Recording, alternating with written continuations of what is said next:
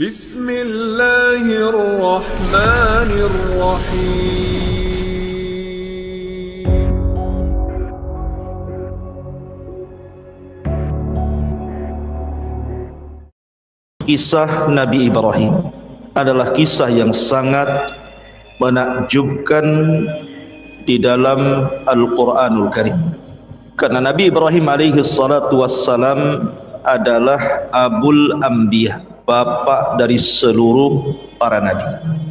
Karena setelah Ibrahim alaihi salatu wassalam diutus menjadi nabi dan rasul dan juga ulul azmi, serta dipilih menjadi kekasih Allah Khalilur Rahman, maka nabi-nabi setelahnya semuanya nasabnya kepada Ibrahim alaihi salatu wassalam. Tidak ada satupun nabi dan rasul setelah diutus Ibrahim alaihi salatu wassalam kecuali nasabnya sampai kepada Ibrahim. Dan itu dari dua jalur. Jalur pertama dari Ishak. Ishak memiliki putra namanya Yakub. Kemudian Yakub memiliki 12 putra. Dari keturunan 12 putranya disebut Bani Israel. Dan nabi-nabi Bani Israel itu bukan 1-2, ribuan. Makanya ketika Abi Dzar Al-Ghifari bertanya kepada Rasul tentang jumlah para nabi dan rasul, maka Nabi SAW menjawab bahwa jumlah nabi itu 124.000 nabi. Dalam riwayat 120.000 nabi. Dan jumlah rasul itu 315 rasul. Tetapi yang dikenal namanya dalam Al-Quran hanya 25 nabi dan rasul. Bukan berarti yang tidak kita kenal bukan nabi atau bukan rasul. Lah ribuan para nabi itu adalah turunan Nabi Allah Yakub, dan Yakub sendiri namanya Israel. Maka turunan Yakub disebut Bani Israel. Dan Bani Israel ditutup kenabiannya dengan Isa ibnu Maryam. Ini dari jalur Ishak. Kemudian di sana ada jalur yang kedua dari jalur Ismail. Tidak ada satupun turunan Ismail yang jadi nabi kecuali satu, Nabi kita Muhammad sallallahu alaihi wasallam. Makanya Ibrahim itu disebut Abul Anbiya, bapaknya para nabi. Al-Quran menyebut nama Ibrahim itu sebanyak 69 kali. Disebutkan di dalam surah Al-Baqarah 127, 125, 130, 132, 133, 135, 136. Kemudian disebutkan dalam surah Al-Imran 95, 97. Kemudian juga di Al-Baqarah juga 257, 258, 360. Kemudian dalam surah An-Najm ayat 37, An-Nisa 54. Kemudian juga Al-Ankabut 31, Al-Imran 65, As-Saffat 100, 04, 109, kemudian surah Hud 69, Sad 45, Hud 74, dan begitu seterusnya. Intinya sebutan Ibrahim dalam Al-Quran itu sekitar 69 di semua ayat-ayat dalam Al-Quran tersebar. Menariknya adalah Ibrahim ini adalah nabi yang dicintai semua agama. Orang Yahudi mengakui Ibrahim itu nabi mereka. Orang Nasrani mengakui Ibrahim itu nabi mereka. Bahkan orang musyrik sekalipun mengakui bahwa Ibrahim adalah orang mulia mereka, termasuk orang Islam. Bahkan saking cintanya kita kepada Ibrahim, selalu kita sandingkan dengan Rasul dalam setiap tasyahud. Kalau antum salat, ada namanya salawat Ibrahimiyah. Allahumma salli ala Muhammad wa ala ali Muhammad kama sallaita ala Ibrahim wa ala ali Ibrahim. Tapi apakah pengklaiman itu benar? Al-Quran membantah. Maka na Ibrahim Yahudiyan wala Nasraniyan walakin kana hanifan muslima wa ma kana minal musyrikin. Ibrahim bukan seorang Yahudi, Ibrahim bukan Nasrani, tapi Ibrahim adalah orang yang lurus akidahnya dan dia seorang muslim dan bukan orang-orang musyrik. Jadi Ibrahim itu muslim. Tidak benar pengklaiman orang-orang Yahudi bahwa Ibrahim itu adalah Nabi Yahudi. Tidak juga orang Nasrani mengklaim bahwa Ibrahim adalah Nabi Nasrani. Karena Ibrahim bukan Yahudi, Ibrahim bukan Nasrani, Ibrahim juga bukan musyrik, tapi Ibrahim itu hanifan muslima. Dia seorang muslim. Makanya Allah memerintahkan kita untuk mengikuti agama Ibrahim. Fattabi millata Ibrahim, ikutilah agama Ibrahim, karena itu adalah agama yang dibawa Nabi sallallahu alaihi wasallam. Dia adalah Abu Tauhid, bapaknya yang menegakkan tauhid. Ma'asyiral muslimin yang dimuliakan Allah Subhanahu wa taala. Kalimat Ibrahim, apa sih makna Ibrahim itu? Karena Ibrahim itu bukan bahasa Arab. Ibrahim itu bahasa Ibrani. Ada yang mengatakan Ibrahim itu artinya Abul Umam, bapaknya umat ini. Ada yang mengatakan Ibrahim itu Abu Ar-Rahim, bapaknya Ar-Rahim, yang memiliki kelembutan, karena dia orang yang pertama menjamu tamu dalam sejarah. Ada juga yang mengatakan makna Ibrahim itu artinya Abu Ar-Rafi, Bapa yang maha tinggi. Kita mengenal Ibrahim memang tidak ada dalam Al-Quran atau Sunnah Nabi SAW sejarah Ibrahim itu, kapan waktunya, bagaimana beliau besarnya, itu tidak dijelaskan. Tapi kita akan coba merunut Al-Quranul Karim dengan berusaha untuk mengambil petikan-petikan tafsir. Coba kita runut bagaimana kisahnya Ibrahim biar menjadi sebuah kisah, biar enak gitu ya. Ma'asyiral muslimin yang dimuliakan Allah Subhanahu wa taala. Ibrahim ini memiliki ayah dalam Al-Qur'an namanya Azar. Sebagaimana disebutkan dalam surah Al-An'am, wa idz qala Ibrahimu li abihi Azar. Ketika Ibrahim berkata kepada ayahnya Azar. Quran menyebutnya bahwa ayah Ibrahim itu namanya Azar.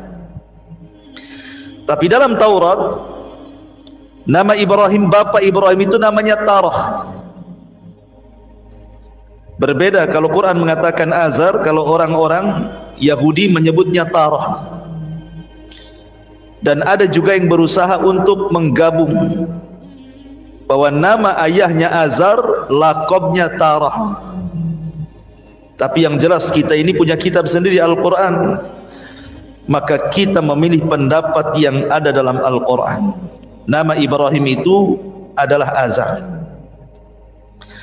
Azar sendiri punya 3 putra.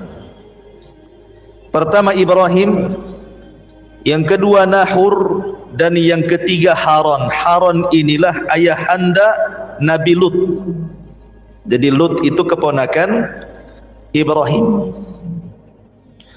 Adapun istrinya Sarah bintu Haran, sama-sama Lut bin Haran, Sarah bintu Haran. Tentu Haran di sini berbeda. Kalau Lut itu putra daripada Haran yang merupakan saudara kandung Ibrahim, berarti jatuhnya keponakan Lut itu. Tapi kalau Sarah itu, dia adalah saudara Azar, bapaknya itu saudara Azar, berarti Ibrahim dengan Sarah itu sepupu. Jadi pahami ya? Jadi Sarah istri Ibrahim itu sepupunya Ibrahim. Kalau Nabi Lut keponakannya Ibrahim. Lah Nabi Allah Ibrahim alaihi salatu wassalam dibesarkan, bahkan dilahirkan di Irak, di Babil. Dan Babil saat itu dipimpin oleh seorang raja zalim namanya Namrud. Al-Imam Mujahid beliau mengatakan bahwa di dunia ini ada 4 raja yang pernah menguasai hampir sebagian dunia. Ingat, ini raja dunia ya, bukan seperti Firaun raja Mesir saja, bukan. Kalau Firaun itu bukan raja dunia, dia Mesir saja. Jadi 4 raja ini hampir menguasai dunia. 2 mukmin, 2 kafir. Adapun yang mukmin kata Imam Mujahid, pertama adalah Nabi Allah Sulaiman. Kekuasaannya hampir menyeluruh dunia. Kemudian yang kedua Dzulqarnain yang disebut dalam surah Al-Kahfi. Ini mukmin. Yang 2 kafir. Siapa yang kafir? Yang pertama Namrud, yang nanti kita akan kisahkan juga.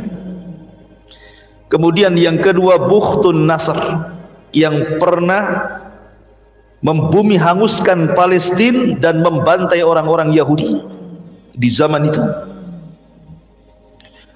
Lah Ibrahim ini hidup di zaman Namrud. Dan kalau antum mendengar kisah Namrud, dialah manusia yang pertama kali bekerja sama dengan syaitan, dengan iblis. Dan dia yang membunuh bapaknya. Jadi bapaknya dibunuh oleh Namrud karena kerjasama dengan iblis untuk mengambil kekuasaannya. Jadilah Namrud raja dunia dan tidak pernah dikalahkan. Karena dalam riwayat Israiliyat Namrud ini orang yang pertama kali mempelajari sihir kepada iblis. Walaupun ini perselisihan panjang para ulama, karena Al-Quran menyebutnya ada kisah Harut Marut. Tentu panjang lagi kisahnya dan banyak perselisihan ulama di sini. Ma'asyiral muslimin yang dimuliakan Allah Subhanahu wa taala. La Ibrahim dilahirkan di Babil, di Irak.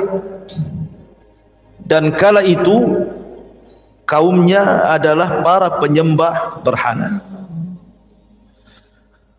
Di antara mereka ada yang menyembah matahari. Di antara mereka ada yang menyembah bulan. Di antara mereka ada yang menyembah bintang-bintang. Di antara mereka ada yang menyembah patung-patung dan berhala.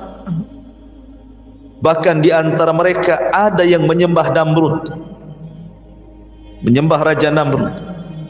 Jadi memang Ibrahim dilahirkan di tengah-tengah kesyirikan. Ya, dan itu tantangan Ibrahim. Akan tetapi ma'asyiral muslimin yang dimuliakan Allah Subhanahu wa taala, Nabi Allah Ibrahim ini walaupun dia terlahir di tengah-tengah umat yang berbagai macam sesembahannya, tapi Allah memberikan fitrah kepada Nabi, kepada nabinya.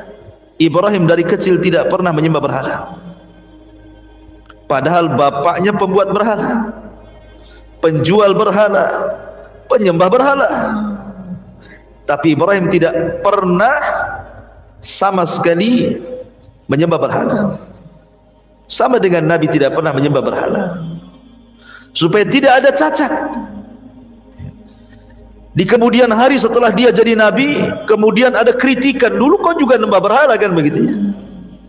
Ibrahim tidak nyembah berhala. Bahkan satu riwayat, Azar ini kan pembuat patung, dan patung yang dijualnya itu dibuatnya itu untuk dijual dan untuk disembah kaumnya. Jadi Azar itu kalau sudah membuat patung, maka disuruhnya anak-anaknya yang 3 orang ini untuk menjual ke pasar. Haran dan juga Nahur itu kalau jualan patung laris mereka. Kalau Ibrahim tidak pernah satu patung pun ada yang beli, karena cara jualnya begini. Kalau Ibrahim menawarkan patung itu, ishtaru man la yadurrukum wa la yanfa'ukum, belilah patung ini yang tidak bisa mendatangkan manfaat dan tidak bisa mencegah madarat. Kira-kira ada yang beli? Itu bahasa jualannya Ibrahim itu. Yang ada yang belilah, bahasa yang seperti itu. Belilah patung ini, tapi patung ini tidak memberikan manfaat kepada kalian dan tidak memberi madarat kepada kalian. Bahkan terkadang patungnya dibawa ke sungai, suruh minum, isyrab, minum katanya. Ya nggak bisa minum lah patung. Ya. Jadi kadang-kadang ayahnya marah karena nggak pernah laku. Jadi dari kecil saja fitrahnya itu sudah menolak berhala Ibrahim itu. Maka disebut hanifan. Hanif itu lurus, tidak pernah melakukan kesyirikan, itu disebut hanif. Hanifan muslimah wa makana minal musyrikin. Sebelum saya lanjutkan kisah Ibrahim ini, Al-Quran banyak memberikan sifat-sifat mulia kepada Ibrahim. Pertama, Allah subhanahu wa ta'ala katakan, inna Ibrahima kana ummatan qanitan lillahi hanifah. Di sini Allah berikan 3 sifat. Sesungguhnya Ibrahim itu kana ummatan. Apa ummat itu? Ummat itu artinya ar-rajulul al-jami'u lihisalil khairi hatta yakuma maqama ummatin minan nas. Kalimat ummat ini artinya seorang laki-laki yang terkumpul sifat-sifat kebaikan padanya. Dimana kalau cerita keimanan, dia orang yang paling beriman. Kalau cerita sedekah, dia orang yang paling sedekah. Kalau cerita zikir, dia orang yang paling zikir. Sebutkan apa saja kebaikan ada pada dia, seolah-olah dia mewakili umat dan pantas untuk dijadikan uswatun hasanah. Kemudian yang kedua, qanitan. Qanit itu artinya luzumut ta'ah, orang yang terus di atas ketaatan. Makanya nanti kita kalau menceritakan Ibrahim dari kecil sampai tua, semua cerita ibadah, semua cerita dakwah, karena dia luzumut ta'ah, di atas ketaatan. Hanifan artinya lurus, tidak pernah melakukan kesyirikan. Kemudian Allah subhanahu wa ta'ala mensifati Ibrahim dalam Al-Quran, syakiran li an'ummi, hamba yang senantiasa bersyukur akan nikmat Allah subhanahu wa ta'ala. Kemudian Al-Quran juga mensifati dengan al-hilmu, inna Ibrahim lahalimun awwabun munib. Ibrahim itu lahalim, orangnya lembut. Nanti kita lihat bagaimana dakwah dia ke orang tuanya, sangat lembut sekali, patut ditiru ya. Dan itu modal untuk berdakwah, kelembutan. Kemudian sakha, orangnya dermawan. Bayangkan Ibrahim itu punya peternakan unta. Untuk apa? Untuk dijual? Bukan. Ibrahim itu diberikan kekayaan oleh Allah Azza wa Jalla, dan dia punya peternakan unta. Peternakan unta itu hanya untuk menjamu tamu. Jadi kalau ada tamu, sembelih 1 unta. Ada tamu, sembelih 1 unta. Ada tamu, sembelih 1 unta. Hanya itu saja, hanya untuk menghormati tamu. Makanya orang yang pertama kali menghormati tamu Ibrahim. Kita mah nggak pernah kalau ada tamu aqua gelas, tamu aqua gelas, tamu aqua gelas, nggak pernah nyembeli ayam antum. Lihat Ibrahim ini sampai punya peternakan unta hanya untuk menjamu tamu saja, luar biasa. Kemudian orangnya sabar, sabar sekali. Hartanya untuk menjamu tamu, badannya dilemparkan ke api, anaknya disuruh disembelih. Sabar Ibrahim itu orangnya. Kemudian riayatu li ahli, dia senantiasa memperhatikan keluarganya. Sesibuk apapun Ibrahim berdakwah kepada kaumnya, tidak pernah melupakan keluarganya. Makanya di dalam Al-Quran sering Ibrahim digambarkan bagaimana dia berdakwah kepada bapaknya. Ya abati, wahai ayahku, lima ta'bud ma la yasma wa la yubsir. Kenapa kau sembah zat yang tidak mendengar, tidak melihat? Bahkan Ibrahim pernah berdoa kepada Allah, wajnubni wa baniya an na'budal asnam. Ya Allah, jauhkan aku dan seluruh anak turunanku jangan sampai ada yang menyembah berhala. Jadi memperhatikan keluarganya. Dan itu harusnya punya perhatian bagi kita. Yang pertama kali diperhatikan kepada keluarga, ajari mereka tauhid. Jangan melakukan kesyirikan. Karena umumnya kalau antum pulang ke kampung, keluarga di kampung itu mungkin kurang ilmu, tidak sampai hidayah kepada mereka, ya, masih suka datang ke dukun kan itu ya. Kemudian tangkal-tangkal, jimat-jimat, kemudian tradisi-tradisi yang berbau syirik kan itu ya. Dakwahi mereka. Kemudian juga Ibrahim itu syuja'ah, punya keberanian. Bayangkan dihancurkan patung-patung Namrud itu. Namrud itu raja dunia, ya. Kok bisa dihancurkan patung-patungnya? Kan kalau nggak berani nggak akan mampu tuh. Dia masuk ke daerah khusus di istana, tempat Namrud nyembah berhalanya, dihancurkan berhalanya. Kalau nggak punya keberanian nggak akan bisa. Ya, nanti kita jelaskan dan kita kisahkan. Dan Ibrahim disebut memiliki salamatul qalbi, sebagaimana Allah mengatakan idja'a rabbahu biqalbin salim. Ibrahim itu hatinya betul-betul jernih dan sifat-sifatnya banyak lagi. Makanya wajar kalau seandainya Allah mengatakan innallaha astafa Adama wa Nuha wa ala Ibrahima wa ala Imrana 'alal alamin. Sungguhnya Allah telah pilih pertama Adam karena dia bapak manusia. Kemudian Nuh karena dia rasul pertama. Kemudian Ibrahim karena dia bapaknya para nabi. Kemudian keluarga Imran karena dia imamnya Baitul Maqdis. Inilah orang-orang yang dipilih dalam Al-Quran. Ya. Jadi Ibrahim itu salah satu orang yang dipilih oleh Allah Azza wa Jalla. Ma'asyiral muslimin yang dimuliakan Allah Subhanahu wa taala. Adapun di masa remajanya, bagaimana kisah Ibrahim di masa remaja? Ibrahim ini ketika diangkat oleh Allah Subhanahu wa taala menjadi nabi dan rasul setelah dewasa, maka yang pertama kali dakwah adalah keluarga. Dan itu disebutkan dalam surah Maryam ayat 41 sampai 48, detail di situ. Allah mengatakan wadhkur fil kitabi Ibrahim innahu kana siddiqan nabiyya. Ceritakanlah wahai Muhammad kisah Ibrahim di dalam Al-Quran. Sesungguhnya dia adalah seorang yang sangat membenarkan, maksudnya seorang nabi. Idh qala li abi, ketika dia berdakwah kepada ayahnya, ya abati lima ta'budu ma la yasma' wa la yubsir wa la yughni anka syai'ah. Lihat bagaimana panggilan Ibrahim kepada ayahnya, padahal ayahnya kafir. Ibrahim tidak memanggil namanya ya Azar, tidak, wahai ayahku, wahai ayahku, tidak pernah memanggil nama. Makanya Hasan Al-Basri mengatakan siapapun anak yang memanggil nama orang tuanya berarti anak itu telah durhaka.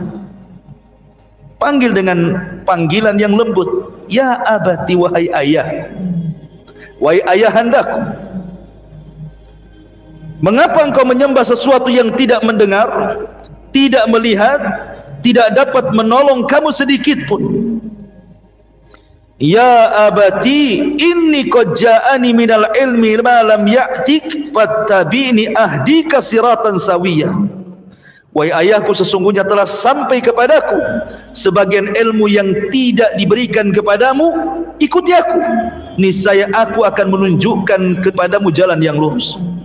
Ya abati la ta'budi syaitan, inna syaitana kana lirrahmani isiya. Wahai ayahku, jangan kau sembah syaitan. Maksudnya apa?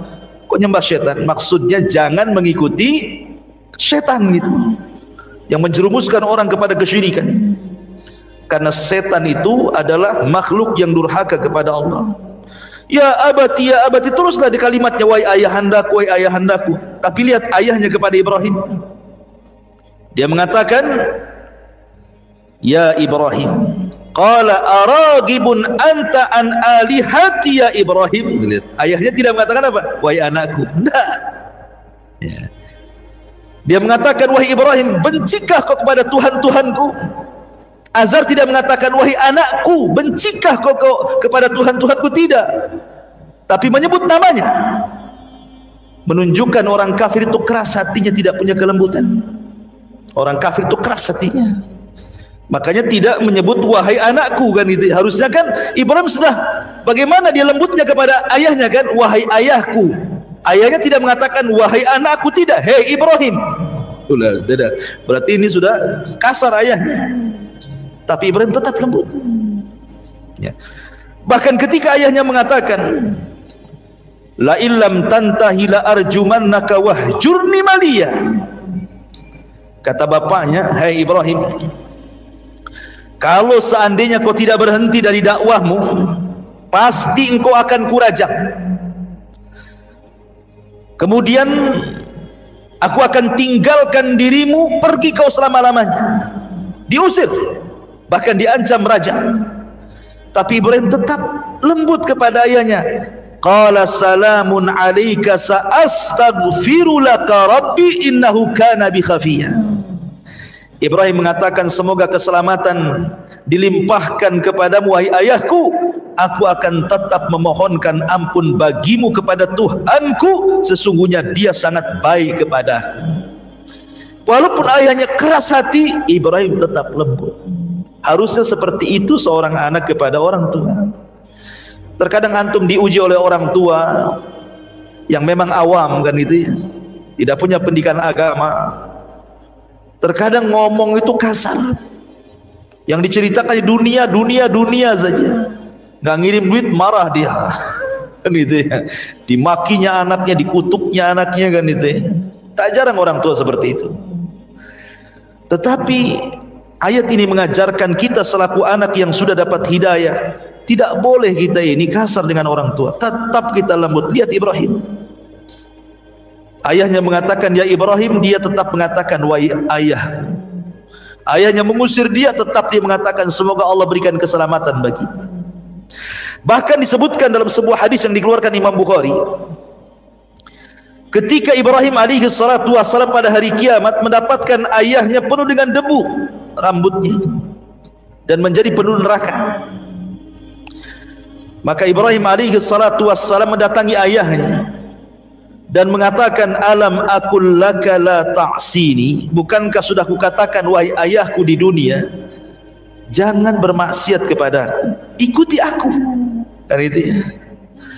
Tapi ayahnya mengatakan, fal yaum la a'sik, hari ini aku tidak mungkin bermaksiat kepadamu, aku akan mengikuti apapun yang kau ajak wahai Ibrahim. Tetapi kemudian Ibrahim berdoa kepada Allah, ya Rabb, innaka wa'adtani alla tuhzini yauma yub'atsun. Ya Rabb, bukankah kau sudah berjanji kepadaku tidak akan membuat sedih sampai hari dibangkitkan? Tolonglah ayahku, jangan masuk neraka.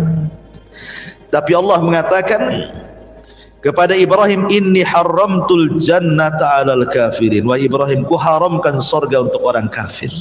Ayahmu pasti masuk neraka. Tapi lihat sampai kelembutan Ibrahim ketika nanti pada hari kiamat meminta kepada Allah agar ayahnya jangan dimasukkan ke neraka kan. Begitulah kelembutan Ibrahim dalam berdakwah gitu maksudnya. Luar biasa. Ya. Ma'asyiral muslimin yang dimuliakan, setelah dia berdakwah kepada keluarga, di sini tidak sebutkan kepada ibunya karena tidak ada kisahnya, semua kepada ayahnya. Kemudian mulailah Ibrahim berdakwah kepada seusianya, kepada teman-teman duduknya. Karena antum pasti punya teman-teman duduk gitu ya, di warung kopi di mana kan adalah ya.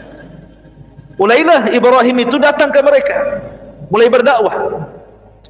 Dan itu disebutkan dalam surah Al-An'am, wa kadzalika nuriya Ibrahim malakutas samawati wal ard waliyakuna minal muqinin.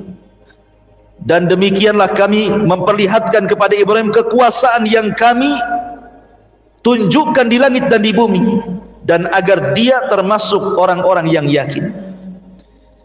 Ketika datang malam, Ibrahim kumpul dengan kawan-kawannya, khusus para penyembah bintang. Datang dia ngobrol, ya kan? Kemudian setelah melihat bintang, kata Ibrahim, hadza rabbi. Oh, boleh jadi bintang itu Tuhan kita. Wah, senang kawan-kawannya. Seolah-olah Ibrahim pro dengan mereka, gitu ya, mengakui ketuhanannya. Karena selama ini mereka tahu Ibrahim itu keras orangnya. Oh, Ibrahim sudah mengakui bahwa bintang Tuhan kita. Terus Ibrahim ngobrol sampai pagi. Tiba-tiba bintangnya hilang. Apa kata Ibrahim? Qala la uhibbul afilin. Aku tidak suka Tuhan yang suka tenggelam, suka muncul, katanya. Kok Tuhan kadang-kadang tenggelam, kadang-kadang muncul? Itu Tuhan apa, katanya? Nggak jadi, kecewa lah kawan-kawannya ini. Ya. Kemudian besoknya dia datang lagi ke orang-orang seusia dia, khusus para penyembah matahari, para penyembah bulan. Ngomong gitu juga. Ketika melihat bulan, oh jangan-jangan itu Tuhan kita semua. Ini umat yang nyembah bulan senang. Oh, Ibrahim sudah tobat, mengakui bulan itu Tuhan kita, katanya.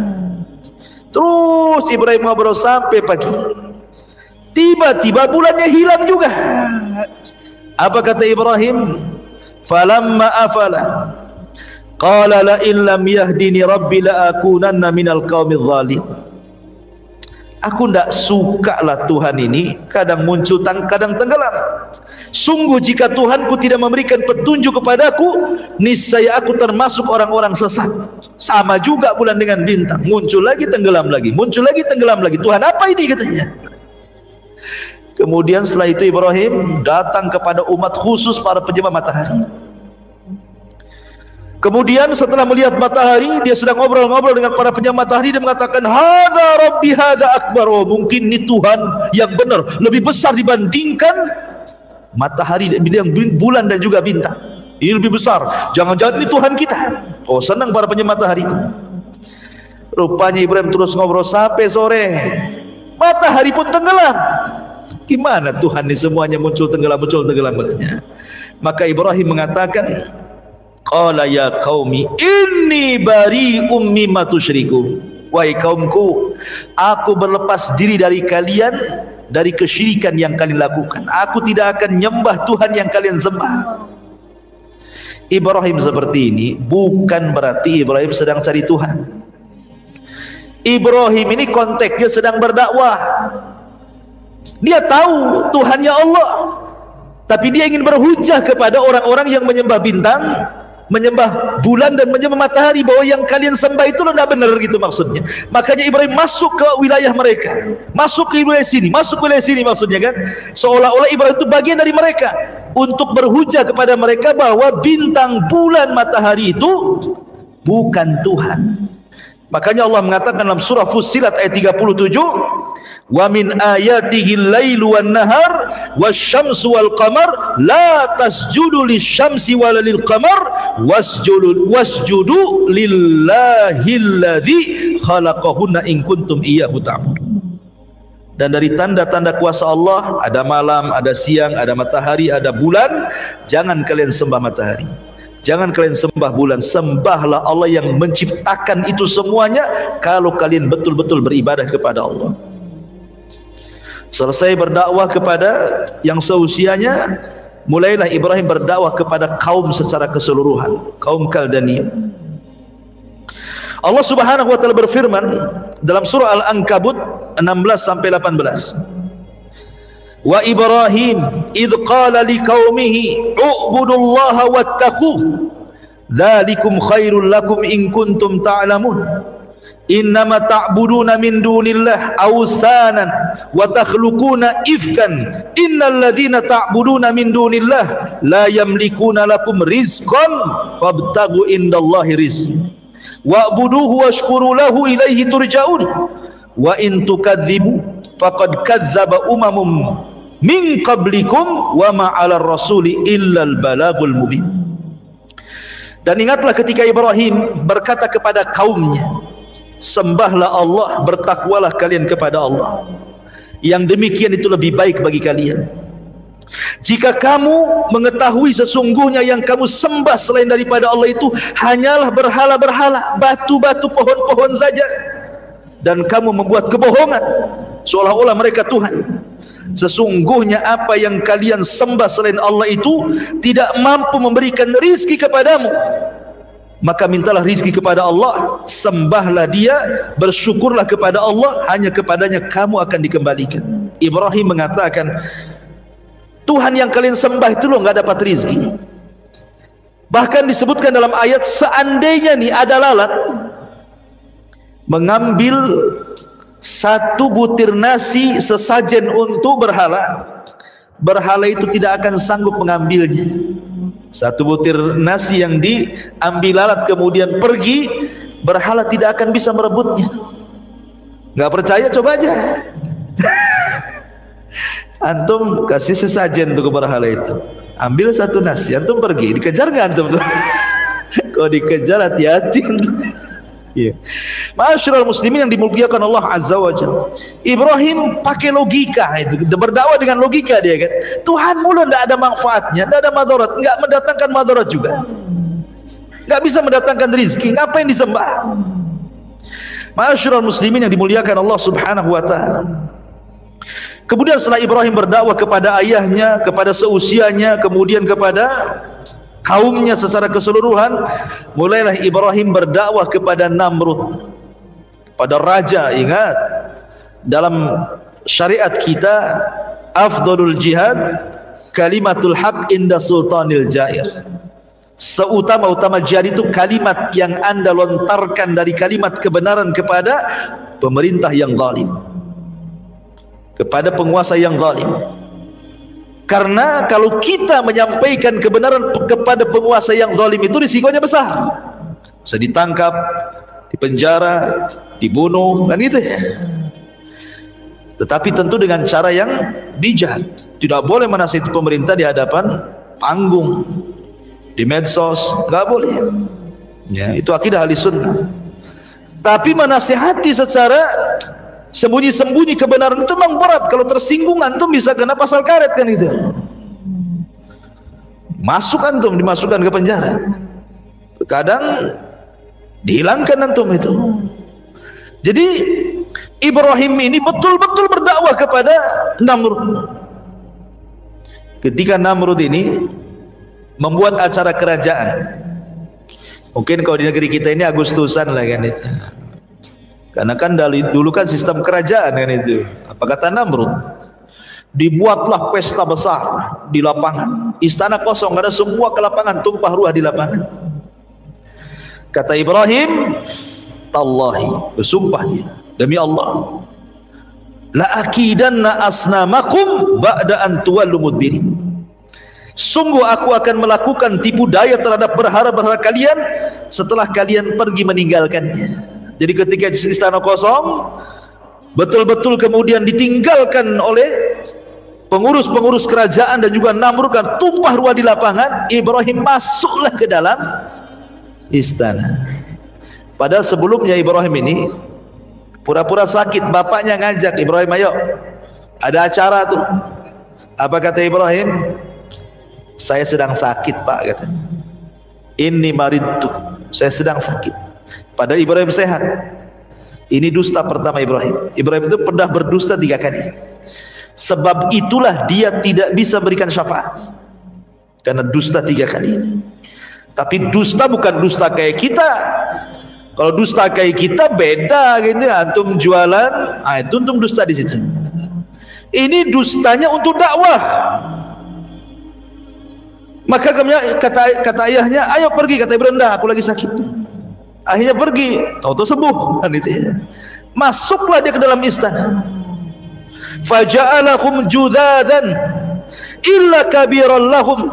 Maka Ibrahim menghancurkan semua berhala dalam ruangan itu kecuali satu patung yang besar, dibiarkan tidak dihancurkan. Kemudian palunya diletakkan di lehernya. Ibrahim keluar. Ya, zaman itu kan nggak ada CCTV masalahnya, kan nggak tahu siapa yang melakukan, ya kan. Namrud ketika selesai ulang tahun, masuk dia ke ruangan tempat berhalanya, kaget tidak kepalang, bagaimana semua berhalanya hancur kecuali satu. Kata Namrud, siapa yang melakukan ini?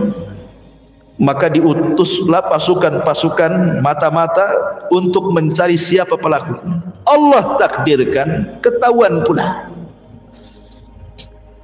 Kemudian dikatakan oleh mereka, sami'na fatan yadhkuruhum yuqalu lahu Ibrahim. Wahai raja, kami mendengar ada rupanya anak muda.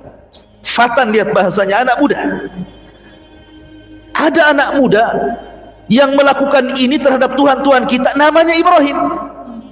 Kata Namrud, tangkap Ibrahim itu. Maunya apa anak itu? Ditangkaplah Ibrahim, diinterogasi. Apa interogasinya? A anta fa'alta bi alihatina ya Ibrahim. Hei Ibrahim, kau ya yang melakukan ini semua. Kata Ibrahim, kejahatan itu kalau harus dibuktikan kan harus ada dua alat bukti. Ini dia kalau di negara kita ya. Mana buktinya? Baik saksi atau tertulis katanya. Tak ada. Justru alat buktinya bukan ada pada saya.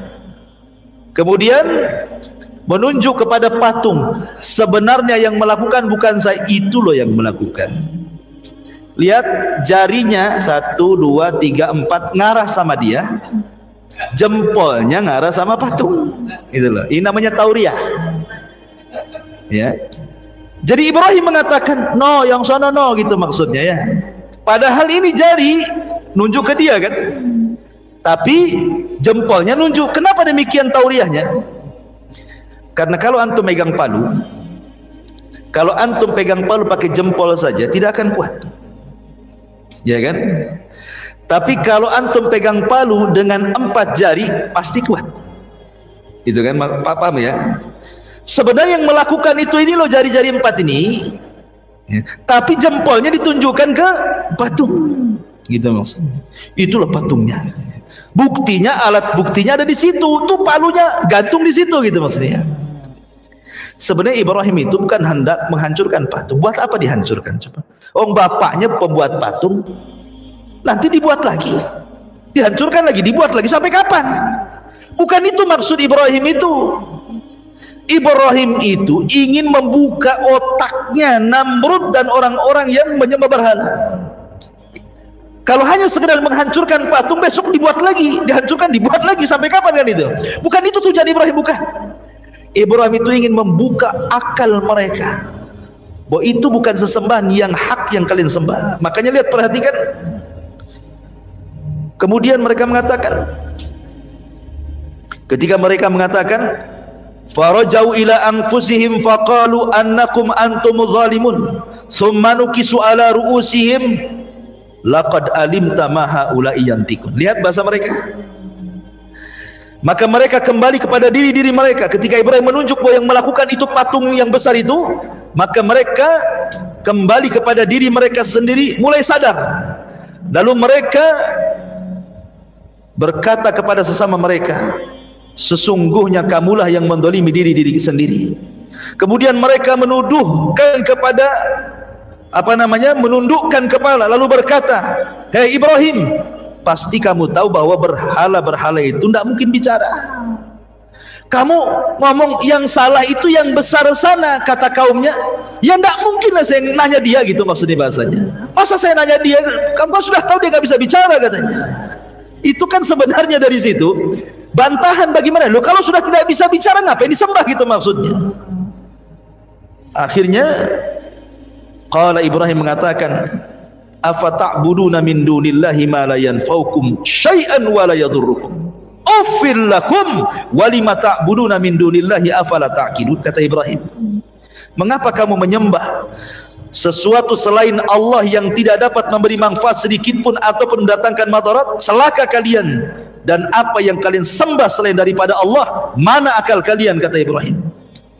Ketika hujah mereka kalah, maka mereka tidak bisa berhujah kecuali dengan cara lain.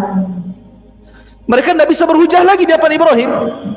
Ketika mereka tidak bisa hujah, apa kata mereka?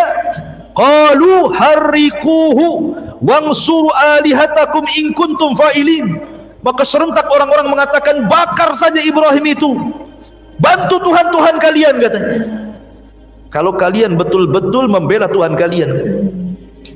Akhirnya kemudian Ibrahim pun diadili dan diputus harus dibakar. Akhirnya semua manusia dikumpulkan dalam satu lapangan, dan Raja Namrud meminta semua pasukan mencari kayu bakar. Bahkan setiap satu rumah harus membawa kayu bakar. Bayangkan, setiap rumah membawa kayu bakar. Setinggi apa tuh kayu bakarnya itu? Satu kota Batam setiap rumah bawa kayu bakar, taruh di Engku Putri sana itu. Gak muat Engku Putri itu, kan itu ya. Dibakar sampai tinggi sekali tuh. Ibrahim belum dimasukkan supaya orang melihat, beginilah orang yang kurang ajar kepada Namrud bernasib sama dengan Ibrahim. Dibuatlah manjanik. Manjanik itu ketepel besar gini, gitu ya. Jadi boleh ketepel taruh sini, Ibrahimnya lempar gitu. Dibuatnya ketepel, taruh di sini Ibrahim, kemudian disaksikan oleh orang banyak, dilempar betul-betul ke dalam lautan api itu. Di tengah-tengah antara ketepel dan api itu datang malaikat. Malaikat menawarkan pertolongannya. Jibril, Mikail, semua, bahkan Mikail menawarkan hujan biar padam tuh api itu. Tapi Ibrahim alaihi salatu wassalam mengajarkan tawakal yang kuat dan mengatakan, amma ilaika fala wa amma ilallahi fabala. Kata Ibrahim, adapun saya harus meminta pertolongan kepada kalian, oh tidak. Tapi kalau kalian suruh meminta pertolongan kepada Allah, ya. Maka Ibrahim mengatakan, hasbunallah wa ni'mal wakil, ni'mal maula wa ni'man nasir. Cukuplah Allah penolong. Ketika Ibrahim masuk ke dalam api, semua binatang datang meniup supaya padam, kecuali satu binatang, tokek pula datang niup-niup supaya gede. Si tokek ini, semua binatang itu niup supaya padam, si tokek ini niup supaya besar. Makanya Nabi SAW memerintahkan untuk membunuh wazak, ya tokek dan sejenisnya lah ya, cicak, tokek, bahkan berpahala tuh. Sekali pukul mati pahalanya besar, ya. 2 kali pukul kurang pahalanya, 3 kali pukul kurang, dipukul-pukul gak mati-mati. Berarti cicak-cicakan itu. La haula wala quwwata illa billah. Makanya kenapa cicak itu sunahkan dibunuh. Apakah kemudian cicak sekarang ini menerima kesalahan tokek di zaman Nabi Ibrahim? Gara-gara tokek moyang saya gitu, saya yang kena imbasnya dibunuh. Nggak ada kaitan. Ya, memang itu perintah. Ya. Ketika Nabi SAW memerintahkan sesuatu untuk dibunuh, berarti memang ada madaratnya. Seperti kenapa Rasul memerintahkan untuk membunuh tikus. Memang tikus itu fawasik, binatang fasik, suka nyuri. Ya. Kalau jengking, ular suruh dibunuh, karena memang binatang yang membahayakan. Ini ular pula dirawat sama orang. Kan ada tuh orang lawat ular yang gede-gede itu, tidur pula sama ular dia. Banyak kejadian lah, orang rawat ular dipatuk ular pula dia mati. Ya. Dulu ada perempuan tuh nari ular, kena patuk mati dia. Gitu ya. Jadi memang suruh dibunuh kok malah dirawat pula. Kecuali binatang-binatang yang memang tidak boleh dibunuh, seperti kodok, nggak boleh dibunuh kata Rasul. Karena kodok ini salah satunya adalah dia untuk membunuh hama-hama padi. Kalau dibunuh padinya banyak ini kan. Ada pula sate kodok. Kodok tuh nggak boleh dibunuh. Kalau antum ingin sate kodok nggak apa-apa, makan hidup-hidup, keluar hidup-hidup. Nggak bisa kan? Nggak boleh dibunuh kodok itu. Biarkan dia hidup, dilarang. Tawon nggak boleh dibunuh. Saya pernah ke Banyuwangi, suruh makan. Sekali, Pak, makan Pak. Ini apa ini? Sayur tawon. Nggak jadi saya. Kok sayur tawon? Rupanya orang itu di sayur asam tawon itu. La haula wala quwwata illa billah. Nggak boleh tawon dibunuh. Ya, jadi ada binatang-binatang yang boleh dibunuh, ada binatang-binatang yang tidak boleh dibunuh. Ketika Rasul mengatakan bahwa wazak itu dibunuh, ya kita bunuh. Apa alasannya? Ya, yang jelas setiap binatang yang dibunuh pasti ada madaratnya. Tidak perlu kita katakan karena ini warisan moyang tokek dulu, enggak. Itu ya, kasihan lah tokek-tokek sekarang.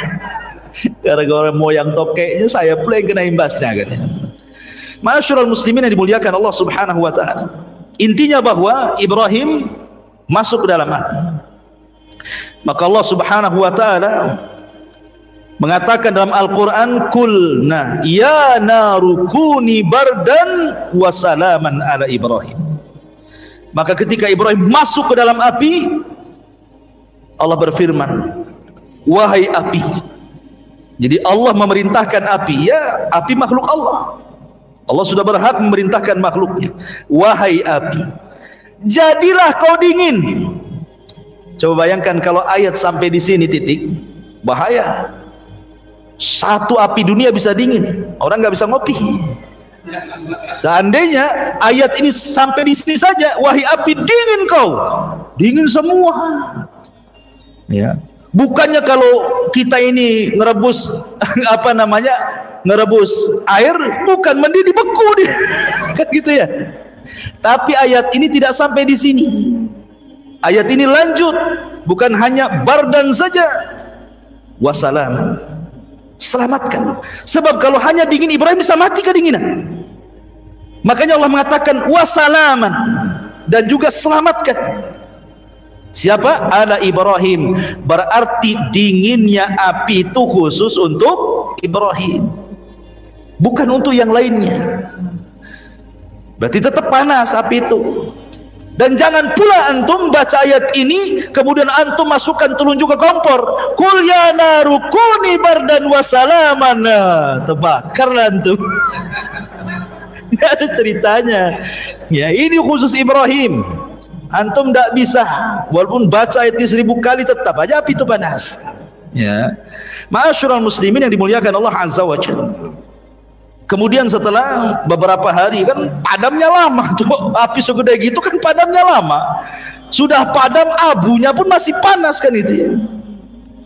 Setelah beberapa hari abunya sudah apa namanya menjadi abu, sudah dingin, manusia itu datang lagi menyaksikan bagaimana nasib Ibrahim ini. Tiba-tiba di dalam abu itu keresak, kerusuk, keresak, kerusuk. Rupanya Ibrahim masih hidup. Ya, Ibrahim masih hidup. Coba bayangkan. Harusnya Ibrahim masih hidup, itu mukjizat Ibrahim. Dia tidak mempan dibakar api. Harusnya jadi sebuah peringatan.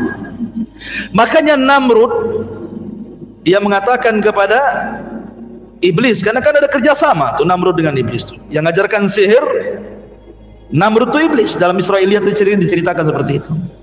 Iblis, kenapa sihir yang kuajarkan kepadaku tidak lebih sakti daripada Ibrahim, katanya.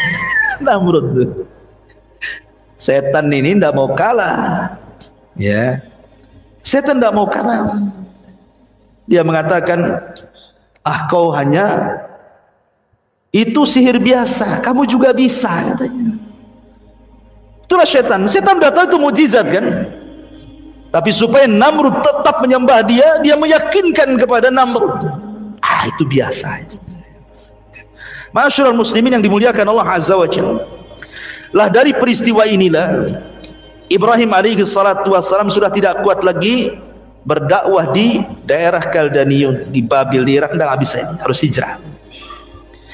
Dari situ maka Ibrahim mulailah melakukan hijrah pertama. Tidak ada yang beriman di Irak kecuali 3 orang, istrinya Sarah dan Lut. Ya, istrinya dan Lut adalah keponakannya. Hanya bertiga, Ibrahim, istrinya dan keponakannya. Itulah yang beriman. Semua kufur.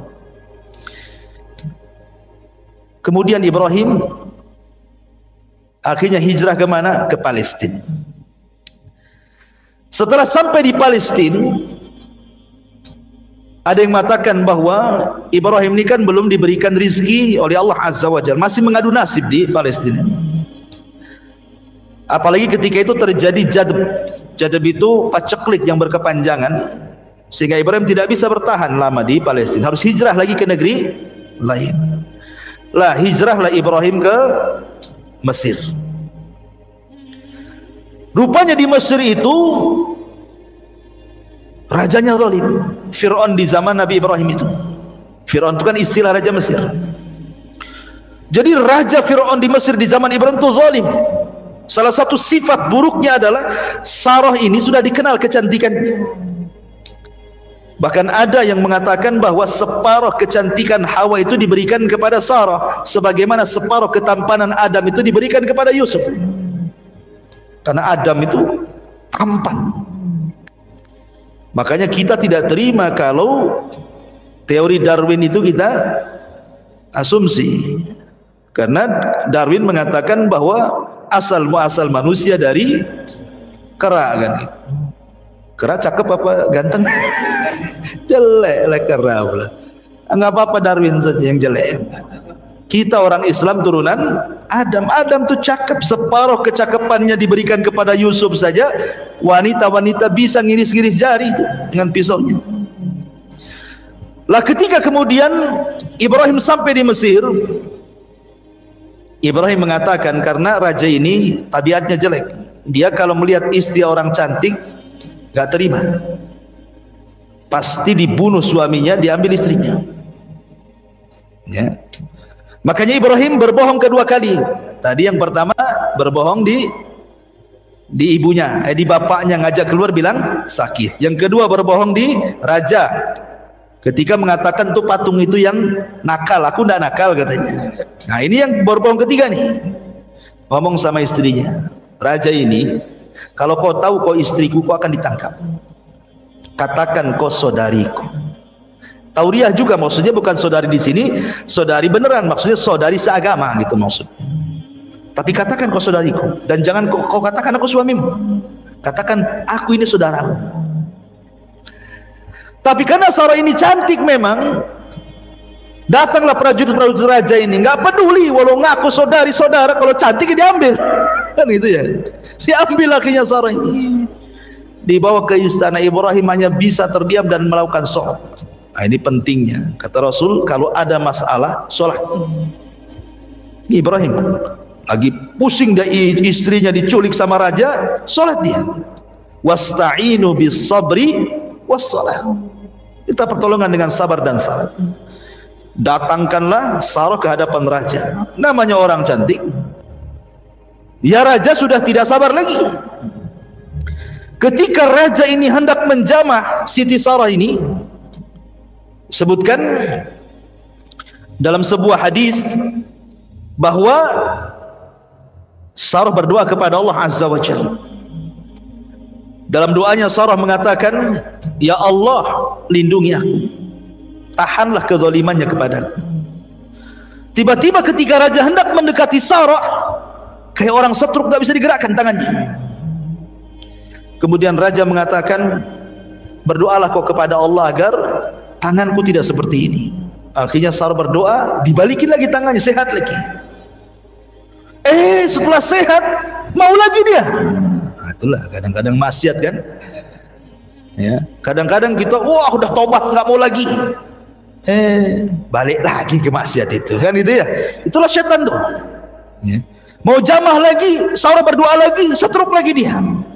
Sampai 3 kali raja ini ketakutan. Dipanggilnya para prajurit yang nangkap Sarah ini. Apa kata raja? Hei, sini kamu, kusuruh kalian bawa orang, kau bawa setan pula ke sini, katanya. Ketakutan raja itu. Kusuruh kalian bawa orang, kalian bawa setan pula ke sini, katanya. Karena ketakutan raja, suruh nyingkir Sarah ini. Sebagai imbalannya dikasihlah Hajar. Hajar itu anak raja. Perang kalah, jadi tawanan Raja Fir'aun ini. Maka kemudian kata sang raja, ambillah nih Hajar, bawa ke sana, bawa bersamamu pergi sana. Akhirnya Sarah pun pergi membawa budak pemberian daripada sang raja zalim. Ketika kemudian berjumpa dengan Ibrahim, Ibrahim sedang sholat. Begitulah keajaiban sholat ya. Ma'asyiral muslimin yang dimuliakan Allah, akhirnya karena tidak mungkin dilanjutkan di Mesir, balik lagi Ibrahim ke mana? Ke Palestina. Lah Ibrahim ini ikhwatu fiddin muliakan Allah subhanahu wa ta'ala, usianya sudah lanjut. Setiap hari dia berdoa kepada Allah subhanahu wa ta'ala, Rabbi habli minas salihin, ya Allah anugerahkan kepadaku anak yang saleh. Tapi tidak kunjung dikasih, karena sudah tua, istrinya sudah nenek-nenek, bahkan dikatakan mandul. Tapi Ibrahim tidak jenuh mengatakan Rabbi habli minas salihin, ya Rabb anugerahkanlah kepadaku anak yang saleh. Kenapa Ibrahim minta yang saleh? Karena kalau anak itu saleh menjadi qurratu a'yun, menjadi penyejuk mata orang tua. Tapi kalau anak jahat, terkadang orang tua ini keceplosan ngomong, nak baiknya kau mati saja lah. Apa kalau tahu kau kayak gini, ngapain ku lahirkan dirimu? Bagus waktu bayi ku cekik kau, katanya. Kan gitu ya. Ada orang tua yang saking kesalnya sama orang tua, sama anak itu, sampai ngomongnya aneh-aneh itu. Udah tahu gini kok cekik, mati kau, katanya. Karena enggak soleh, sumpah hati orang tua. Makanya Ibrahim tuh minta anak yang soleh. Kita juga sama. Doa kita kepada anak-anak itu, ya Allah jadikan anak kita yang soleh, jadikan, supaya anak itu menjadi penyejuk mata, gitu maksud. Tapi Allah subhanahu wa ta'ala tidak kunjung memberi. Akhirnya kemudian Hajar ini, Sarah ini, cobalah mencari solusi. Karena dia tahu bahwa suaminya kepengen punya keturunan, apalagi suaminya seorang nabi, harus ada keturunan kan gitu.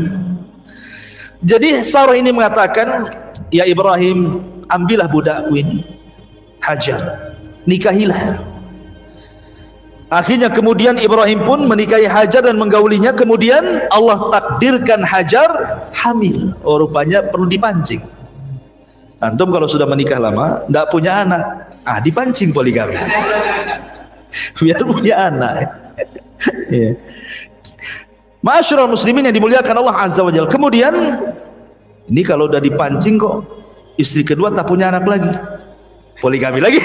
Sampai kapan dan balik gitu ya. Taib. Akhirnya kemudian setelah punya anak nih Ismail, maka Ibrahim ini nampak namanya udah tua, tiba-tiba dikaruniai anak, kan luar biasa kecintaannya kepada Ismail. Namanya cinta kepada anak, tidak mungkin pula tidak cinta sama ibunya. Tentu ya cinta juga sama ibunya. Inilah yang membuat cemburu Sarah. Tetapi Allah subhanahu wa ta'ala apabila menghendaki sesuatu pasti menghidupkan sebabnya kan. Memang harus ada sebabnya. Hajar ini harus pindah dari situ. Kan tidak mungkin langsung, ayo Hajar kita berangkat ke Mekah, kan nggak gitu. Harus dibuat sebabnya dulu, skenarionya dulu kan. Jadi Sarah ini mulai cemburu karena Ibrahim ini selalu mendekati Ismail. Otomatis yang mendekati Ismail dekati ibunya juga kan gitu. Jadi terkadang Sarah itu mencari-cari Ibrahim ke sana kemari, nggak ada. Oh, pasti dia sama Sarah. Saking cemburunya akhirnya dia memanggil Hajar. Kemudian oleh Sarah, Hajar itu bajunya diikat tali, kemudian ujung talinya diikat batu. Jadi kalau kemana-mana kan batu ini diseret-seret kan tahu tuh Mungkin kalau bahasa sekarang ini dikasih GPS lah. Cuman kan pakai batu GPS. Jadi tahu nih, ini ada bekas jalan batu nih. Oh, di situ kan, itu maksudnya. Saking cemburunya tuh. Begitulah orang dulu. Sama juga, antum kok cemburu sama antum, hati-hati, handphone antum ada GPS-nya itu. Bang di mana bang? Batu Haji. Nagoya kata. Masalah ini. Masyarul muslimin yang dimuliakan Allah Azza wa Jalla. Kemudian akhirnya Allah Subhanahu wa taala merintahkan Ibrahim untuk memisah Hajar dan Sarah. Disinilah mulai hikmah kenapa terjadi seperti ini. Kemudian Allah mengarahkan agar Ibrahim membawa Hajar dan juga Ismail bayi untuk pergi ke Mekah. Mekah itu bukan kayak sekarang mentereng, tidak. Mekah itu disebutkan dalam Al-Quran biwadin ghairi di zar'in inda baitikal muharram. Kau bawa Hajar ke sebuah lembah yang isinya hanya batu, padang pasir, tidak ada pohon, tidak ada tanaman, tidak ada makanan, tidak ada minuman, bahkan tidak ada orang. Jadi penghuninya cuma satu, dia ajalah Hajar itu sama bayinya Ismail. Dibawalah Ibrahim, baru kan dari Palestina ke Mekah ini jauh. Kalau zaman dulu naik unta itu 1 bulan perjalanan tuh. Dan di situ ada syarat. Ibrahim hanya meletakkan gitu saja, dan tidak boleh tinggal walaupun beberapa hari. Letak pulang. Saya bayangkan, diletakkan langsung pulang. Ketika pulang ada syarat lagi, tidak boleh nengok ke belakang, tidak boleh menjawab panggilan, pergi gitu saja. Coba perasaan Hajar digituin. Kalau wanita zaman sekarang, cerai aja bang lah, dan itu kan bahasa kita ya, apain gak ada perasaan nih suami nih katanya, ya kan? Kalau dibuat kayak gitu tuh, karena wanita-wanita di zaman sekarang ini, antum sudah kasih semuanya saja dibilang antum gak punya perasaan, ya kan? Antum sudah kasih rumah, bulanan antum kasih, jajan antum kasih, anak pun antum kasih, salah sedikit dibilang apa? Memang abang gak punya perasaan. Itu ya kan, istrinya nggak berakal itu ya. Jadi ketika betul-betul diletakkan di gurun itu, Ibrahim dan pergi. Ya Hajar naluri perempuan, dia memanggil suaminya. Ya Ibrahim, ilaina tadhhab. Ibrahim mau pergi kemana? Kau tinggalkan kami di sini. Tapi Ibrahim kan sudah dibilang sama Allah, jangan nengok ke belakang, jangan jawab pertanyaan, pergi saja dia. Seolah-olah anda punya salah kan gitu ya. Tapi itu perintah Allah. Hajar ini paham, yang namanya dia suami seorang nabi, seorang rasul, paham bahwa ini bukan kehendak suaminya. Dia tahu tabiat suaminya nggak kayak gitu. Pasti ini adalah perintah Allah ini. Ketika Hajar paham ini perintah Allah, apa kata Hajar? Kalau memang ini perintah Allah, idhhab ya Ibrahim falan yudayyi'unallah, kata dia. Pergi sana, aku yakin Allah tidak mungkin menyia-nyiakan aku di sini. Tawakalnya patut kita acungkan jempol. Tidak ada orang tawakal setawakal Hajar. Ditinggalkan di lembah, tidak ada orang, tidak ada tanaman, tidak ada tumbuhan, tidak ada makanan, tidak ada minuman. Antum saja safar ke Tanjung Pinang, hilang dompet, apa enggak stres antum? Udah kayak kiamat tuh kan, hilang tawakalnya. Baru dompet tuh yang hilang. Padahal dompetnya itu cuman isinya 200.000. Iya Ustaz, itu 200.000. ATM tuh ratusan ribu. Ma'asyiral muslimin yang dimuliakan Allah Azza wa Jalla. Akhirnya Ibrahim pun pergi. Setelah Ibrahim jauh dan Sarah tidak bisa memandang dia lagi, baru Ibrahim berhenti.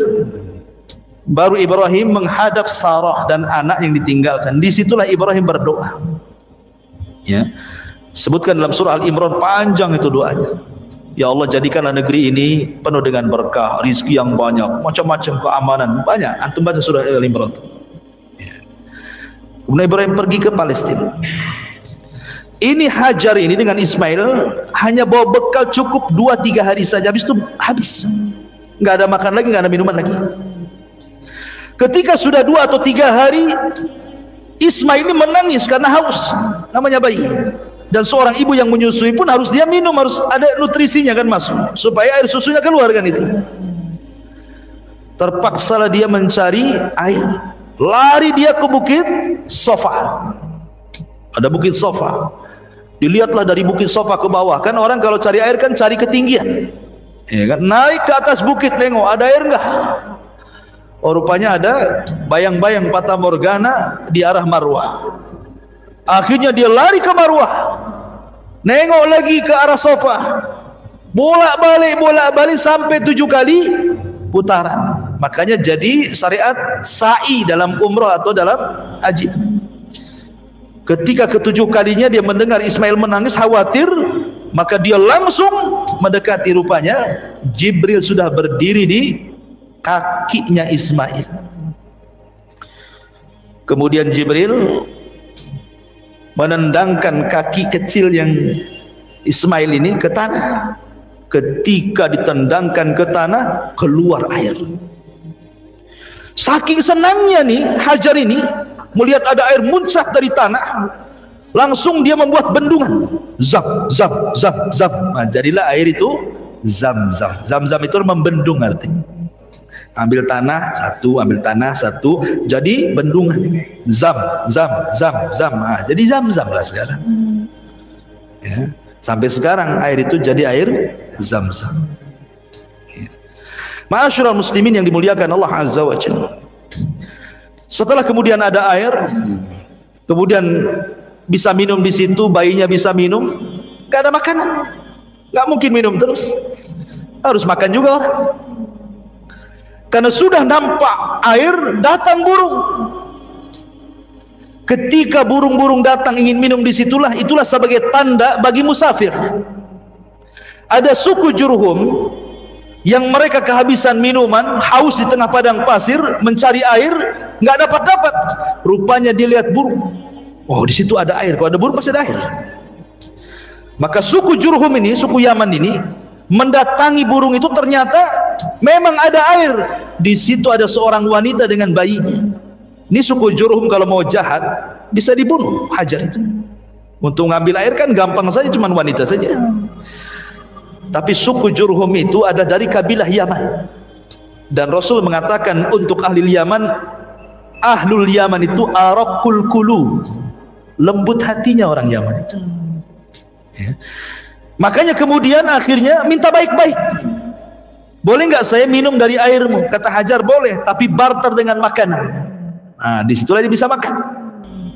Maka terjadilah barter minuman dan makanan. Akhirnya Allah jamin, betul kata Hajar, kalau memang ini perintah Allah, idzan lan yudayyi'unallah. Inilah kata-katanya terbukti, ya kan? Kalau memang ini perintah Allah, wahai Ibrahim, pergi kau sana, Allah yakin tidak mungkin menyia-nyiakan saya di sini. Makanya nggak disia-siakan, datang dengan sebab itu dapat makanan. Sehingga suku Jurhum itu akhirnya menjadi tempat singgah suku Jurhum di situ. Kalau dia safar ke sana kemari, singgahnya di situ.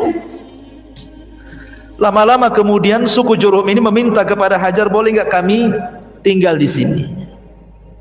Berapalah satu kaplingnya.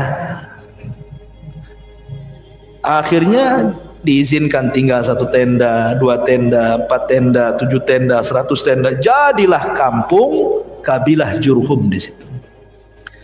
Disinilah Ismail ketika mulai sudah bicara, maka dia belajar bahasa Arab kepada suku Jurhum, dan dia orang yang paling fasih dibandingkan Jurhum itu sendiri bahasa Arabnya. Makanya Ismail disebut musta'rib.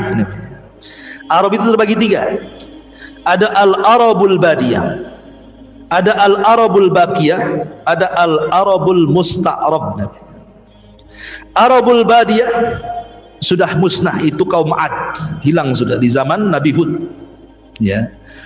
Nabi Soleh, kaum Samud itu hilang semua itu, tidak ada turunannya. Kemudian Arabul Baqiyah, itulah dari Qahtan, Kemudian ada Musta'rab.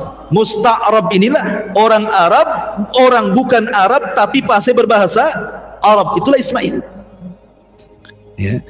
Makanya Ismail bukan Nabi Arab. Nabi Arab itu cuma 4. 1 Hud, 2 Saleh, 3 Syuaib, 4 Nabi kita Muhammad SAW yang betul-betul lahir di Arab. Tapi Ismail kan lahirnya di Palestina. Dia orang Palestina dia, ya kan, baru hijrah ke Mekah kan itu. Belajar bahasa Arab kepada suku Jurhum, akhirnya pandai bahasa Arab dan menikah dengan suku itu. Ya, dengan suku Jurhum, dan punya anak sampai turunnya kepada Rasulullah. Jadi Arab dulu itu yang menguasai Jurhum sebelum perang dengan suku lain namanya Khuza'ah. Suku Jurhum ini masih mengikuti agama Ibrahim dan Ismail, mentauhidkan Allah, karena Ismail berdakwah kepada mereka jadi muwahhidun, orang-orang yang bertauhid. Dijajahlah sama Khuza'ah, kalah Jurhum ini. Karena ditakut kalau seandainya Zam-Zam dikuasai mereka, ditimbun pula Zam-Zam sama suku Jurhum. Ketika mereka balik ke Yaman dikuasai Khuza'ah, maka Zam-Zam hilang. Baru diketemukan di zaman Abdul Muttalib. Dialah yang menemukan Zam-Zam yang dipendam Jurhum itu. Kita kembali ke kisah. Jadi setelah Ismail kemudian bergaul dengan suku Jurhum, kemudian juga sudah dewasa, Allah mengatakan dalam Al-Quran, falamma balagha ma'ahu sa'ya. Ketika Ibrahim usianya sudah sampai sa'ya. Sa'ya itu artinya sudah bisa diajak bicara, yang mengatakan usianya sudah antara 10 sampai 15 tahun. Ya sudah remaja ya. Sudah bisa diajak bicara, dimintai bantuan, diajak diskusi, kan itu usia-usia 10 tahun sampai 15 tahun kan sudah bisa lah orang tua berbicara itu, ngajak bicara itu. Ibrahim ini tidak pernah ketemu dengan Ismail sekian tahun, udah belasan tahun tak pernah ketemu. Sehingga Ibrahim ingin melihat anaknya. Berangkatlah dari Palestina ke Mekah. Di malam hari sebelum keesokan harinya dia berjumpa dengan Ismail, mimpi pula Ibrahim ini. Dalam mimpinya dia menyembelih putranya Ismail, betul-betul disembelih. Ibrahim pun ketika terbangun dia termenung. Bagaimana tidak? Ini bala ujian berat, ikhwan, ya kan? Sudah lama tidak punya anak, akhirnya Allah berikan anak, kemudian anaknya sudah besar, tahu-tahu mau disembelih. Ini kan ujian besar kan gitu ya. Termenung Ibrahim, tapi karena memang mimpinya para nabi wahyu, mau tidak mau ini adalah perintah.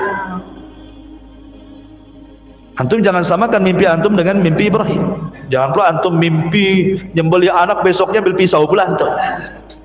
Mimpi antum dari setan. Kalau mimpi nabi itu dari Allah. Jadi terpaksalah dia harus ngomong.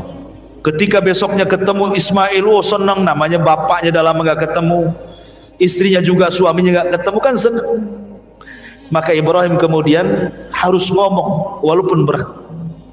Dibawanya Ismail ke tempat yang lain, dijauhkan dari ibunya. Kemudian ayahnya ngomong baik-baik. Dia mengatakan, qala ya bunai inni ara fil manami anni azbahuka fanzur madza tara. Wahai anak, bapakmu semalam tidur bermimpi, dalam mimpi bapakmu menyembelih dirimu, fanzur madza tara, bagaimana pendapatmu? Dia seorang bapak tidak boleh diktator sama anak. Kan ada tuh orang bapak kalau anaknya salah aja udah main tampar, main maki, main awas kau ya, udah main awas kau aja tuh ya. Tapi diajak ngomong baik-baik. Harusnya seperti itu seorang bapak pada anak, diajak ngomong baik-baik anaknya, diajak diskusi ya. Libatkan diskusi. Menurut adik gimana ya bagusnya, padahal jelas-jelas kalau dia berpendapat pun tidak bermutu ya pendapatnya, tapi untuk ngajari dia berpendapat, apa salahnya? Kalau nak, menurut kamu gimana? Nggak apa-apa. Seperti Ibrahim ini ngajak diskusi kan, fangdur madzatar, menurutmu gimana nih? Tapi Ismail ini anak dari Hajar yang tawakalnya kuat, anak daripada Ibrahim yang Khalilur Rahman. Dia tidak bercanda, tidak ngasih muqaddimah, dia langsung mengatakan, ya abatif alma tu'mar satajiduni insyaallahu minas sabirin. Oh, mantap di jawabannya. Wahai bapak, lakukan saja. Kalau ini perintah Allah, lakukan saja. Insya Allah engkau akan dapati aku termasuk anak yang sabar. Lihat bahasanya. Ismail tidak mengatakan if'al ma turid, lakukan apa yang kau mau wahai ayahku, tapi bahasanya if'al ma tu'mar, lakukan yang diperintahkan. Sebab kalau bahasanya lakukan apa yang kau mau, berarti bukan perintah Allah, ini kemauan bapaknya.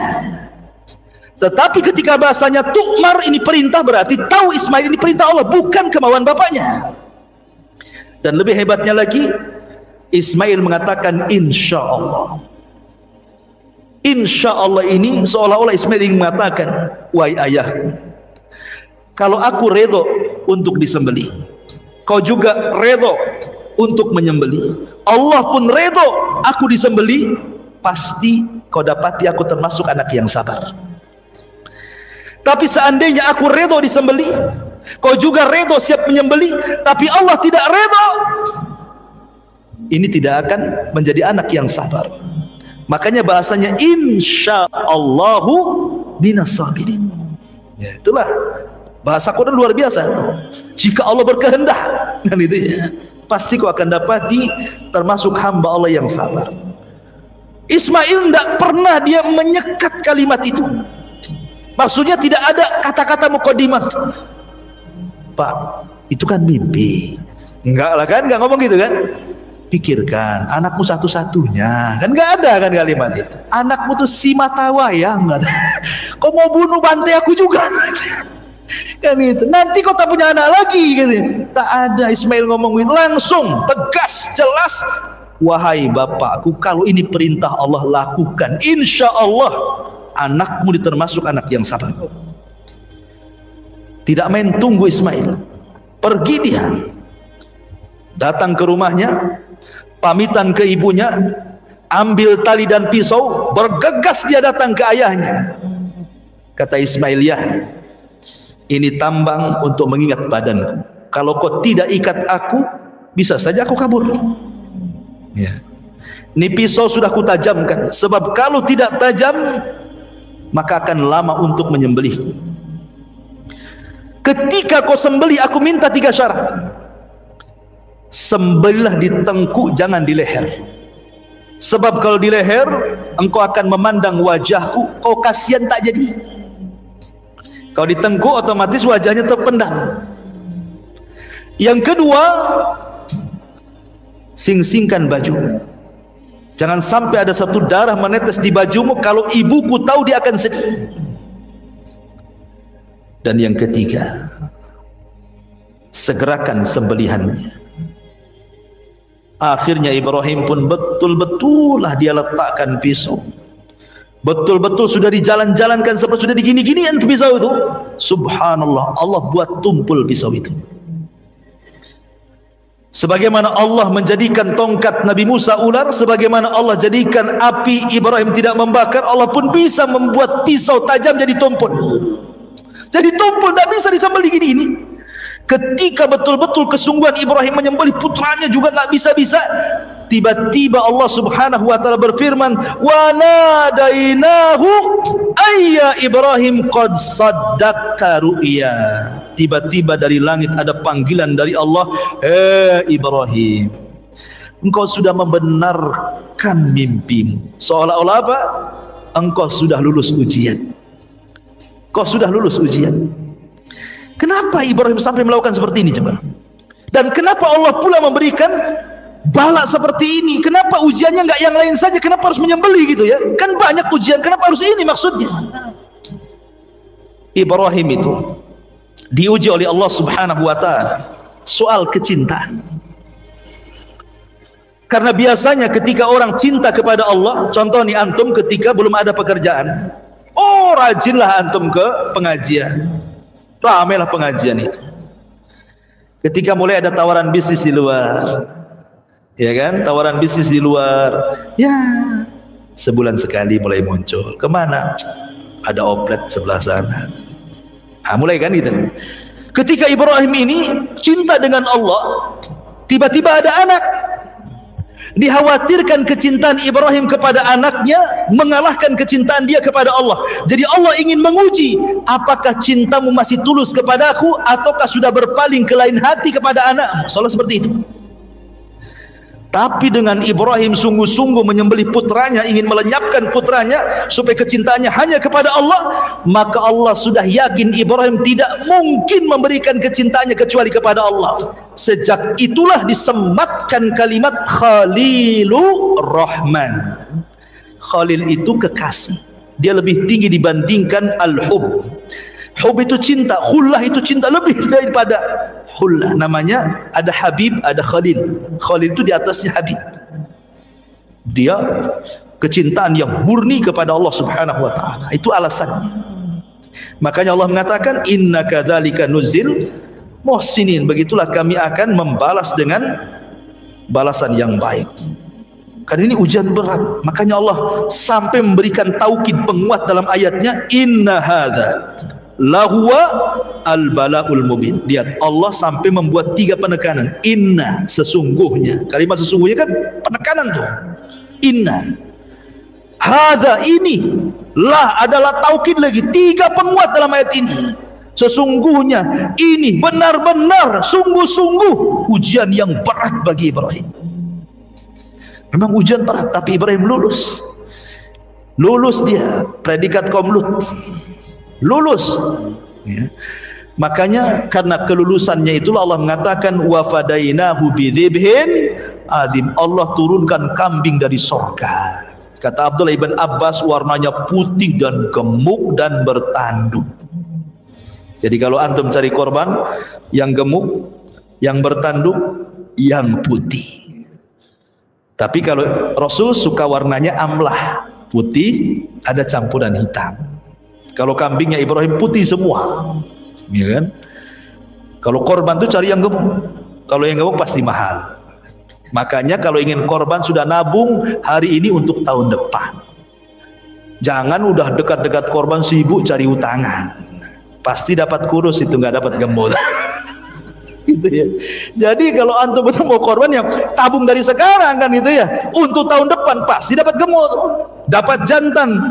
Dapat warna yang bagus, karena kalau mahal itu semua ada kan itu ya. Kalau murah antum mau cari yang mana? Kadang-kadang udah jelas-jelas bawa 5 juta, ada pula harga 3 juta, yang 2 juta dimasukkan lagi. Udah ini aja katanya, murah katanya. Kita sedang bermuamalah dengan Allah, ikhwan, bukan bermuamalah dengan orang. Karena kurban ini yang sampai kepada Allah bukan daging, bukan darah, tapi takwanya kita kepada Allah. Langsung cerita. Lanjut cerita, kemudian Ibrahim menyembeli domba itu. Makanya Allah mengatakan dalam ayat yang lain, wa taraknahu lil akhirin, dan cerita Ibrahim ini akan menjadi sebuah cerita bagi orang-orang setelahnya. Makanya setiap datang kurban pasti cerita Ibrahim, karena akan menjadi cerita bagi orang-orang setelahnya. Setelah itu maka Ibrahim pun balik lagi ke Palestina. Kemudian setelah itu meninggallah Sarah. Ketika meninggal Sarah, dia balik ke Mekah, kemudian membangun Ka'bah bersama Ismail dan tinggal di Mekah. Bahkan ketika meninggal Hajar, dia menikah lagi ya.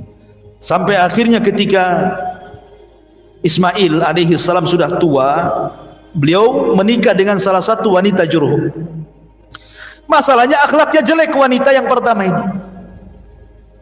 Ketika Ibrahim ingin tahu istrinya seperti apa, dia datang ke rumahnya. Asik ngeluh saja istrinya itu. Karena suka ngeluh istrinya tidak tahu kalau itu ayahnya Ismail. Kan tidak pernah tahu kan mukanya. Dan istrinya pun tidak tahu itu ayahnya. Ibrahim hanya ingin menguji tentang kesabaran istrinya. Tapi istri pertama Ismail itu banyak ngeluh ya. Dan sifatnya perempuan kan ngeluh ya biasanya.